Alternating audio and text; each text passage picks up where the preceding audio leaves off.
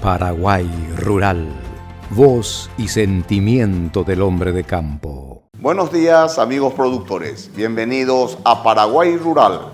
En el programa de hoy conversamos con un máster en genética animal sobre la cadena de valor en genética animal nacional.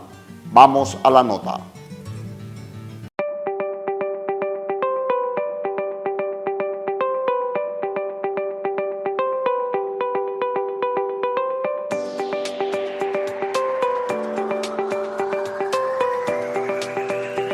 Estoy en compañía del doctor Claudio Fioretti para conversar un poquito acerca de un tema muy importante a tener en cuenta, y esto tiene que ver con la genética y la cadena de valor productivo.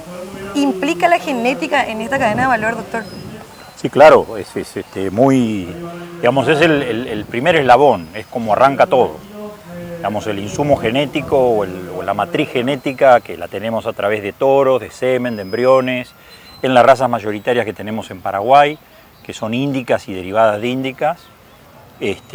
Ahí arranca la cadena de valor, y el desafío siempre es cómo hacer para trasladar ese valor a la producción comercial, hacia la cría, hacia la recría, hacia el confinamiento y finalmente a la faena, para que esa carne dé más calidad, ese animal producido con mayor eficiencia, con mayor sustentabilidad, de manera más rápida, usando menos recursos, llegue finalmente al consumidor, que cada vez está más inquieto en saber cómo producimos y cómo transformamos los alimentos. ¿Y cómo se puede lograr eso? ¿Cómo se puede lograr realzar este valor en la productividad? Bueno, principalmente, digamos, en genética uno tiene varios mecanismos. Hoy, digamos, la mayoría de la genética se vende con mediciones, estadísticas, con lo cual ahí ya empezamos a tener información real del potencial genético del animal, y después esa información va a depender de cuánto implementemos un sistema de trazabilidad o de certificación de origen o de preacondicionamiento de animales o de, digamos, loteo por tamaño, por peso, por musculatura, por sexo, etcétera, etcétera, para encaminar y tratar de mantener esa inversión en genética hacia el próximo eslabón, que es el recriador o el feedlot. O sea que es todo un manejo intensivo, digo intensivo en el sentido de que hay que estar muy atrás de la cosa, pero es posible, y de hecho es a lo que nos tenemos que abocar. ¿Cuáles son los factores que justamente afectan o trancan un poquitito este tema del valor, de agregar valor a la productividad? Y bueno, yo creo que lo principal en los sistemas subtropicales, como puede ser Paraguay, norte de Argentina, en fin, los países básicamente de Sudamérica, es la falta de integración que tiene la cadena, en definitiva, la cantidad de segmentos que tenemos, y el medio ambiente, que muchas veces nos fuerza a tener que trabajar con un animal que tiene potencial genético, pero el medio ambiente no alcanza. Por ejemplo, crecimiento tardío, porque no comió lo que tenía que comer a temprana edad. Por ejemplo, carcasas con cobertura de grasa insuficiente que no brindan la terneza que queremos, o con el marmoreo por debajo de lo óptimo, con lo cual no tenemos la terneza, ni el sabor, ni la jugosidad. Entonces hay muchos parámetros que tienen que ver tranqueras adentro, que hay veces que son difíciles de llevar a cabo y afectan fuertemente en esa calidad del producto final. ¿Cuál es la importancia que tiene la genética para lograr un buen toro en venta? Todo, te diría que todo. Por supuesto que las demás patas son importantes, la nutrición es muy importante, la sanidad es muy importante, el manejo es muy importante, pero la genética es todo. Yo arranco con una mala genética, jamás voy a llegar a lo óptimo, por más que dé de comer, digamos, un menú especial, por más que le ponga todas las vacunas o por más que tenga el manejo mejor estandarizado del planeta. O sea, la genética es todo. Justamente, nosotros cuando vendemos un toro, vendemos semen o vendemos embriones, vendemos valor genético. Eso es lo que vendemos. Entonces, la genética es todo, y el desafío es cómo cuantificarla, cómo mostrarla, cómo hacerla que se entienda para que se use de la mejor manera posible. ¿Se puede decir que Paraguay está posicionándose en esto que tiene que ver con la genética, con la buena genética? ¿Se puede distinguir ya una buena genética y estamos exportando esto al exterior? Sí, Paraguay, digamos, yo vengo a Paraguay desde hace más de 30 años y realmente ha avanzado muchísimo, muy bien. en genética, en reproducción, en sanidad, en producción. Y eso va mucho de la mano de que el productor paraguayo es un hombre de negocios que tiene mucho tesón empresarial, invierte muy bien, sabe manejar los campos, tiene tradición en ganadería, pero también está inquieto por la innovación, con lo cual eso hizo que hoy en las razas más importantes de Paraguay hay un germoplasma que puede mejorar la genética a cualquier parte del mundo. Es decir, que los productores hoy en día están un poco más motivados a invertir en buena genética. Claro, mucho más. Yo creo que es el momento ideal. Acabamos de tener una noticia que se abrió el mercado de carne para Estados Unidos, que si bien no es un gran volumen, es un sello más de confiabilidad. Paraguay tiene mucho potencial para seguir explotando, por ejemplo, en el Chaco paraguayo. Se está manejando muy bien el tema de sustentabilidad, tenemos tipificación de reses encaminado, no es oficial, pero se está haciendo pruebas, o sea que se ha avanzado muchísimo. Yo creo que cuando está ese clima de negocios favorables, cuando uno más le interesa invertir en genética. Y en eventos como este, donde tenemos toros para venta, tenemos semen para venta, tenemos embriones, tenemos incluso caballos que también nos apasionan, es la oportunidad del año, ¿no? Una recomendación final o conclusión con respecto a esto para que los productores también puedan estar un poco más motivados y no tener miedo a invertir en genética.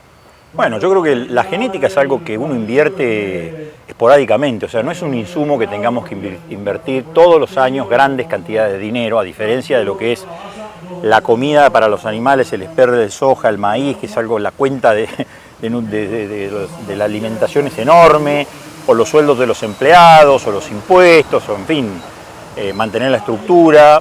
Todo es necesario, todo hay que hacerlo, pero la genética es algo que uno, si arranca con un buen rodeo de hembras, bueno, ya tiene gran parte del camino allanado. Después tiene que ponerle arriba buenos toros, buen semen y lo va llevando. Y es un valor agregado que se va acumulando año tras año con el transcurso de las generaciones. Entonces, no solamente la inversión se desparrama en el tiempo, en cuotas muy pequeñas, sino que además cada vez mi rodeo vale más, con lo cual no tiene resistencia. Yo creo que es el insumo a invertir y a seguir y a aprovechar y a capitalizar. Así que, de hecho, el productor paraguayo lo está haciendo y cada vez tiene más información para hacerlo mejor. Muchísimas gracias, doctor, por su tiempo. Gracias por brindarnos esta entrevista y le deseamos muchos éxitos. Gracias, querida. Hasta luego.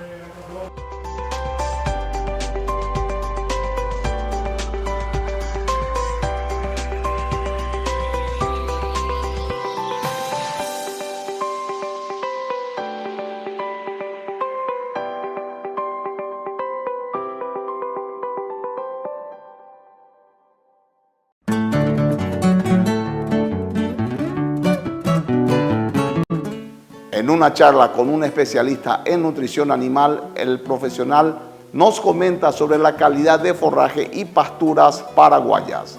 Este es el material.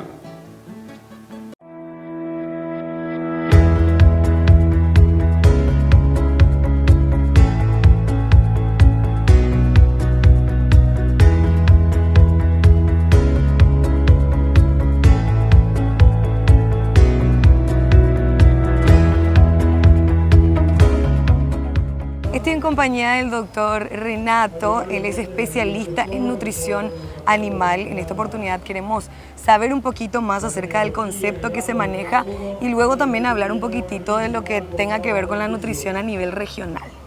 ¿Qué tal, doctor? Buenas tardes, un gusto estar aquí y a la orden para lo que necesite.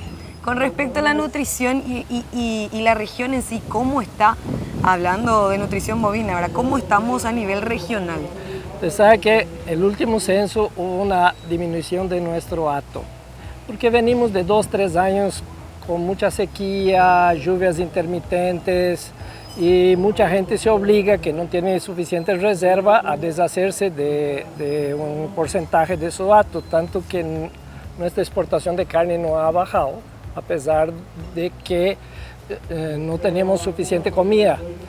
Pero la mayoría de los productores ya es consciente que tenemos una estación seca y una estación lluviosa, y tenemos que, en la estación lluviosa, que producimos 3 veces más de lo que necesitamos, tenemos que guardar una parte para la estación seca. Entonces, en ese proceso de aprendizaje estamos. Porque, Elisa, antes pasto natural produce todo el año. Ese pasto que estamos aquí, pero produce muy poquito. Y la gente sembró pastos mejorados que producen 6 meses, 5 veces más que el pasto natural. Pero cuando viene la primera helada o cuando viene la sequía en el invierno, dejan de producir y producen 0. Y estamos en ese aprendizaje de cómo guardar esa comida, el excedente que producimos en el verano para el invierno. O sea que esto necesita un monitoreo, una asesoría para poder justamente guardar estas reservas para la época en donde tengan una baja de pasto. Sí, y para complicarnos, Elisa, estamos en una zona de transición. No tenemos ni la alfalfa que tiene Argentina, ni la zona de Brasil central que no tiene heladas. Estamos en una zona intermediaria, traemos los pastos de Brasil y vienen las heladas, nos queman, nos dejan sin comida. Y no tenemos una investigación fuerte en el país. O sea, usamos todo del INTA, yo presenté mi charla de Embrapa de Brasil y muy poquito aquí. Ideagro está empezando a hacer algo y necesitamos más experiencia y nos quedamos en manos de vendedores que a veces no siempre dan la indicación más correcta de la necesidad de los animales. ¿Cuál es el mayor problema que ahora mismo estamos teniendo con respecto a la nutrición? Además de hacer reservas para época seca, para mí es la recría. O sea, el primer invierno en la vida de los desmamantes.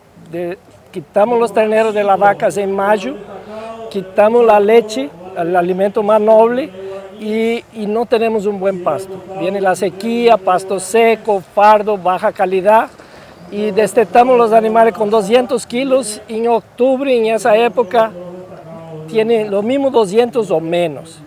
Y perdemos ahí un año en la vida de los animales porque no sabemos manejar recría. Tenemos que hacer reservas de calidad, ensilajes, un buen fardo, dar un poquito de grano y tratar la recría y no tener esa categoría improductiva en la estancia que baja todos nuestros índices país. Es como lo que estabas mencionando en la charla, es como que cuando se hace palpaciones y se definen ciertos tipos de animales que son aptamente o altamente reproductivos, dejamos de lado los que son improductivos. Sin embargo, a eso se debería de prestar un poco más de atención. Sí, porque los productivos pagan la cuenta. Los improductivos también comen, necesitan desparasitante, vacunas, todo, y no producen nada, solo gastan. Entonces, tenemos que ponerle cuidado, atención para que sean productivos. Todos los animales de una estancia tienen que producir.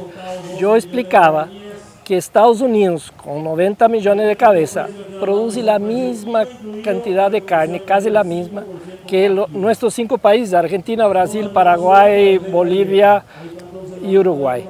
Entonces, producimos 12 millones de toneladas, nosotros 5 y Estados Unidos también. Y nosotros tenemos 314 millones de cabezas, Estados Unidos 93.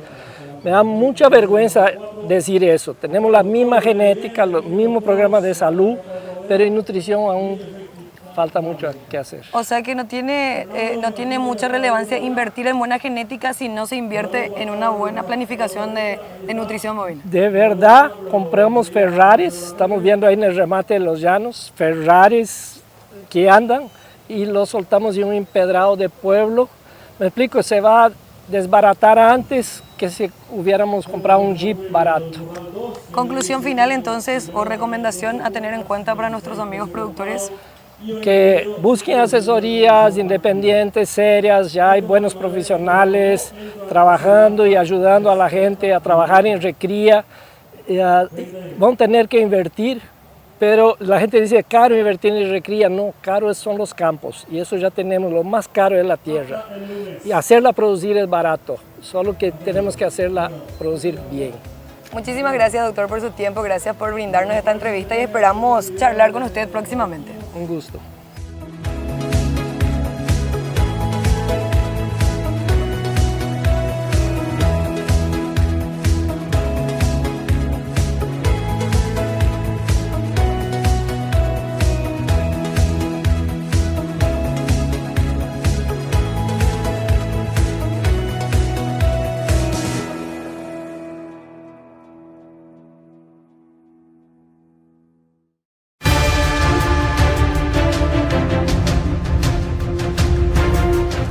Hola amigos, sean bienvenidos a nuestro bloque informativo. Soy Elisa Guanes y estas son las principales informaciones.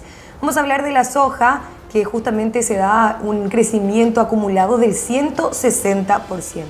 Desde la Unión de Gremios de la Producción informaron que el valor de las exportaciones de semilla de soja alcanzó 3.036 millones de dólares de enero a octubre de este año.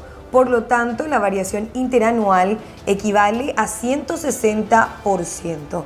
En detalle, se exportó un total de 5.706.000 toneladas de semillas de soja.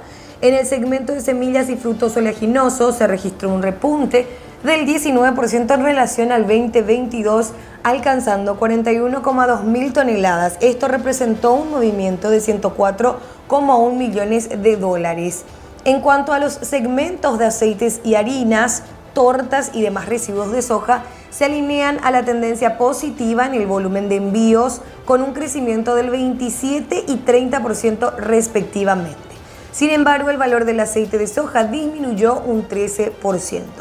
Cabe precisar que Argentina sigue siendo el principal destino de la soja, con un 93,6% del total, seguido por Brasil con el 2,4% de participación, según el reporte de comercio exterior del Banco Central del Paraguay. Con respecto a los productos primarios en general, esta categoría fue la de mayor desempeño en este periodo de tiempo, a excepción de las exportaciones de maíz. Los demás productos reportan variaciones positivas. En el segmento de arroz se movió 306 millones de dólares con una variación positiva del 49%, mientras que la semilla de sésamo alcanzó 56 millones de dólares. Por otra parte, la exportación de maíz justamente se redujo a un 25%, generando 573 millones de dólares. La reapertura del mercado estadounidense será justamente un pasaporte para llegar a nuevos mercados. La habilitación del mercado norteamericano genera muy buenas expectativas y muchas oportunidades al sector ganadero. Así lo afirmó Ramiro Maluf, presidente de la Asociación Paraguaya de Productores y Exportadores de Carne, APEC. El representante gremial explicó que se realizaron esfuerzos por parte del sector público y el privado para lograr reabrir un destino luego de 25 años, lo cual ya está siendo observado por los demás compradores. Es como tener el pasaporte americano, que nos va a facilitar para poder buscar o abrir nuevos mercados. Ya todos los países compradores nuestros están con otra lectura en este momento, indicó. Maluf aseguró que esa era una realidad que se tenía porque estaban restringidos los mercados, y países como Israel, que compraban cortes delanteros y que juega un rol muy importante en el negocio de la exportación, haciendo mejor el mix, para que tengan conocimiento de que no contábamos con compradores como China, o que se encuentre disminuyendo lo que compraba Rusia. El delantero paraguayo es exactamente igual, es muy parecido al uruguayo. No hay ningún otro motivo por el que reciben mejor valor por su carne para Israel que el tener abiertos los mercados, y si no pagan lo que ofrece directamente, va a otros mercados, remarcó. El hecho de contar con este pasaporte americano es un estímulo, y aunque los volúmenes no sean muy grandes, habrá que trabajar desde el sector para hacerlos crecer. Remarcó el titular de la APEC que hay que trabajar mucho en todo lo que hace al marketing para hacer conocer nuestra carne y no solamente quedarnos con lo que sería la carne para industria. Senave alerta acerca de la aparición del virus rugoso del tomate en Argentina. El Servicio Nacional de Calidad y Sanidad Vegetal y de Semillas alertó a los productores nacionales con respecto a la aparición del virus rugoso en Argentina. Señalan que dicho evento supone un riesgo para la producción nacional, por lo que recomienda monitoreos constantes a las parcelas. La Dirección de Protección Vegetal informó que la institución cuenta con un programa de vigilancia fitosanitaria en cultivos de productos sensibles, mediante el cual se realizan monitoreos permanentes en todo el país, con resultados negativos a la presencia de la enfermedad hasta el momento. No obstante, el Senave emitió la alerta ante la confirmación del hallazgo del virus rugoso del tomate en la Argentina. En tanto, la institución aclaró que si bien el virus daña cultivos de tomate y pimiento, no afecta a la salud humana ni animal, pero sí representa un riesgo para la calidad de la producción nacional. Mencionaron que el virus se propaga rápidamente y que se caracteriza por manchas y puntos amarillos en los frutos, manchas marrones, estrechamientos de hojas y un enanismo generalizado en las plantas de tomates. Estos síntomas pueden afectar la calidad y la cantidad de la cosecha, generando pérdidas importantes a los productores nacionales. Instan a que productores de traspatio puedan alertar con respecto a cualquier sintomatología en aves. El presidente del SENACSA, José Carlos Martín, dijo que si bien se ha levantado la medida de emergencia sanitaria con respecto a la gripe aviar, se insta a los productores a que sigan pendientes de cualquier sintomatología que pueda afectar a aves de traspatio. Así también aseguró que se trata de una enfermedad cuya denuncia debe ser rápida para la actuación inmediata de las diferentes brigadas del organismo veterinario. Pedimos nuevamente a los productores o tenedores de aves de traspatio que cualquier sintomatología anormal en sus aves sean reportadas lo antes posible al SENACSA, sostuvo. Mencionó que el perjuicio al sector avícola fue muy grande a nivel mundial, mucho más que otras infecciones de índole animal. Esta mañana estuve hablando con los japoneses y comentaron que mataron casi 65 millones de aves y nuestra mortandad fue de apenas 380 aves porque los casos se pudieron contener, manifestó.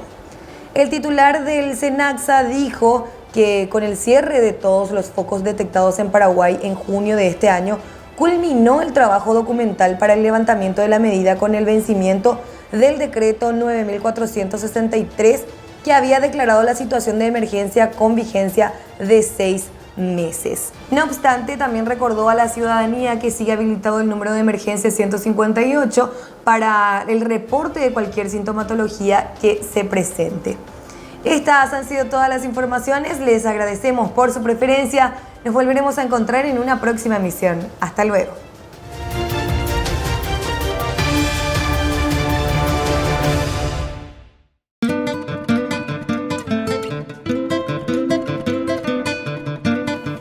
Así llegamos al final de nuestro programa. Agradecemos su atención y preferencia y lo invitamos a seguir con la programación de Canal Rural.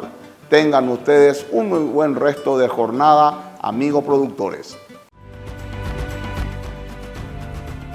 Paraguay Rural, voz y sentimiento del hombre de campo.